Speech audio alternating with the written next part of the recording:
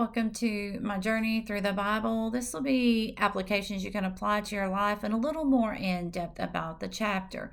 We are in 2 Samuel 16, verses 1 through 23.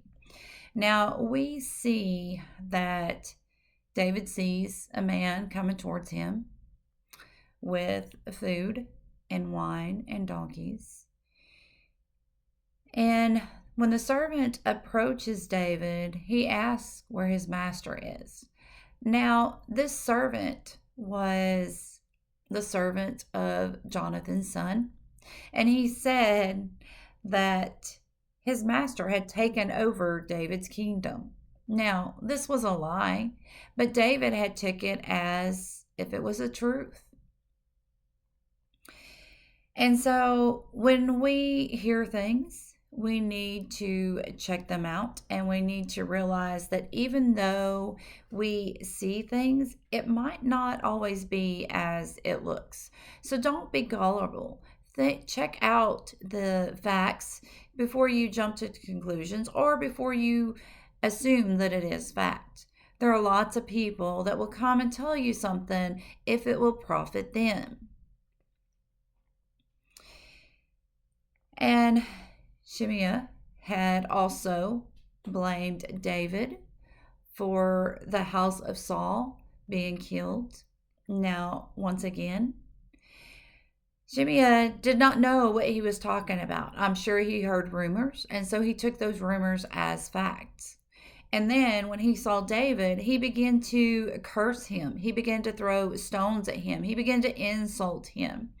Now, this probably came from a place of hurt. It came from a place of, I need somebody to blame. So he lashed out at David, who had taken the place of Saul as being king over Israel and of Judah. And of course, David was innocent of these crimes that he was accused of. And David had said that God may see his affliction and advocate for him.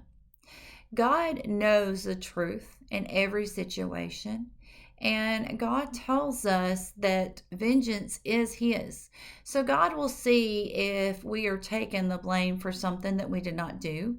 God knows if the person is lashing out of us out of anger and hurt and knowing that they just need somebody to blame. And in those cases, God will advocate for us. God will bless us, and God will turn it around. So when somebody lashes out at us, when they blame us for something that we are innocent of, God will avenge us, and God will make things right. He will bring it to light, but he'll bring it to light in his timing. Now, David had told his men not to do anything to Shimei, to let him curse, to let him go on. Now, it can be hard when somebody starts yelling at you and trying to fight at you and accuse you of things, but that's when it's best for us to just be quiet. David and his men kept their composure, and they continued on without fighting back or without saying a word. That sometimes is what we have to do in our lives, even if it is hard. We have to pray about it, we have to give it to God, and we have to wait for him to bring the circumstances to light. Now, we also see that Absalom took counsel that he should sleep with his father's concubine. This was to prove that he was taking his father's place. And this also shows that what Nathan had predicted to David, that his shame, David sleeping with Bathsheba, was in private, and God would make it visible to all of Israel about the secret and his shame. And that's exactly what happened with Absalom. He slept with David's concubine in front of all of Israel so that they would know this. So may God be with you in everything and in every way.